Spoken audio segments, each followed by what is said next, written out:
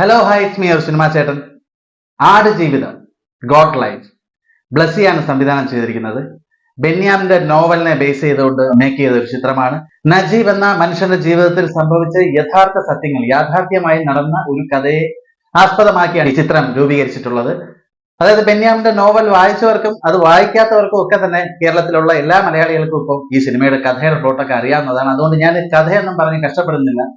ഒറ്റ വാക്കിൽ പറഞ്ഞു കഴിഞ്ഞാൽ ഗംഭീരമായി കണ്ടിരിക്കാൻ കഴിയുന്ന ഒരു സിനിമയാണ് ആട് ജീവിതം എന്ന ഈ സിനിമ.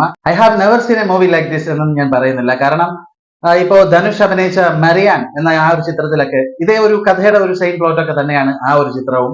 അതായത് ധനുഷ് ആഫ്രിക്കയിൽ ഒരു ജോലിയുടെ ആവശ്യത്തിനായി പോകുന്നു. അവിടെ കുറെ നീഗ്രോസിന്റെ കയ്യിൽ പെട്ടുപോകുന്നു. ശേഷം അവിടെ നിന്നും സർവൈവ് ചെയ്യാനുള്ള അദ്ദേഹത്തിന്റെ കുറെ ശ്രമങ്ങളൊക്കെയാണ് മരിയാൻ എന്ന ചിത്രത്തിൽ പറഞ്ഞത്.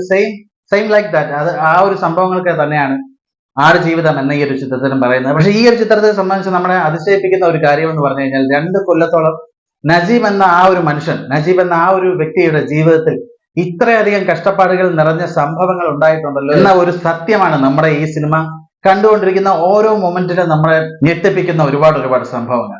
മലയാളത്തിൽ ഇത്തരത്തിലുള്ള സിനിമകൾ തീർച്ചയായും വരണമെന്നാണ് ഞാൻ ആഗ്രഹിക്കുന്നത്. അതായത് ഇത്രയും റിയലിസ്റ്റിക് ആയിട്ട് അത്രയധികം ഗംഭീരമായ സിനിമകൾ ഇനിയും വരണം എന്ന് ആഗ്രഹിക്കുന്ന ഒരു വ്യക്തിയാണ്. സിനിമയുടെ മറ്റു തലങ്ങളെ പറഞ്ഞു കഴിഞ്ഞാൽ പൃഥ്വിരാജ് എന്ന ഒരു മനുഷ്യന്റെ കാര്യം പറയുകയാണെങ്കിൽ ഈ ക്യാരക്ടർ ട്രാൻസ്ഫോർമേഷനും ബോഡി ട്രാൻസ്ഫോർമേഷനും ഒക്കെ കൊണ്ട് നമ്മളെ ഞെട്ടിച്ച ഇപ്പൊ തമിഴിലായിക്കോട്ടെ, ഇപ്പോ വിക്രമുണ്ട്, സൂര്യ ഉണ്ട്, അതുപോലെ ധനുഷുണ്ട്, കമൽ സാറുണ്ട്.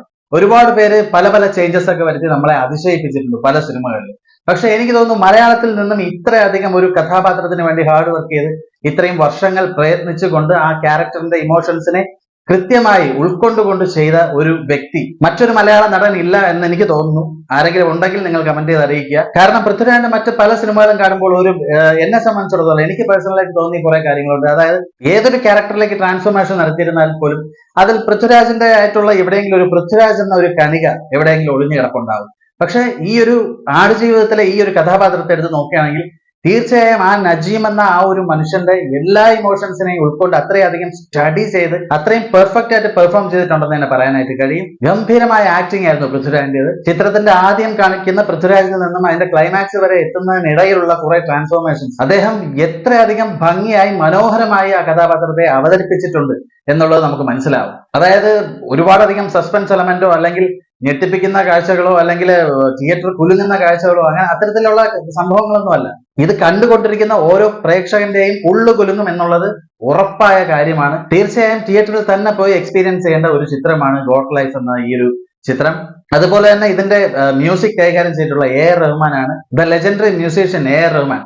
അദ്ദേഹത്തിന്റെ ഒരു കരിയർ ബെസ്റ്റ് ആണ് എന്നതൊന്നും ഞാൻ പറയുന്നില്ല. കാരണം ഇപ്പോ മലയാളത്തിൽ തന്നെ ഇത്തരത്തിലൊക്കെ ഇത്രയധികം വരില്ലെങ്കിൽ പോലും ഗംഭീരമായിട്ടൊക്കെ സ്കോറിംഗ് ചെയ്യുന്ന മച്ചാന്മാർ ഒരുപാട് നമ്മുടെ മലയാള സിനിമയിൽ തന്നെ ഉണ്ട്.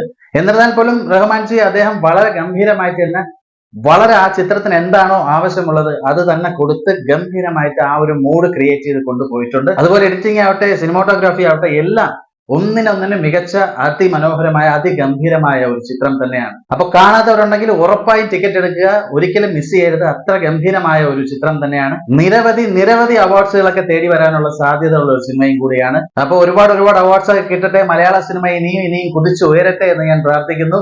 അപ്പൊ ചാനൽ ആദ്യമായി കാണുന്ന ഒരാളാണെങ്കിൽ ദയവായി സബ്സ്ക്രൈബ് ചെയ്യുക, ലൈക്ക് ചെയ്യുക, കമന്റ് ചെയ്യുക.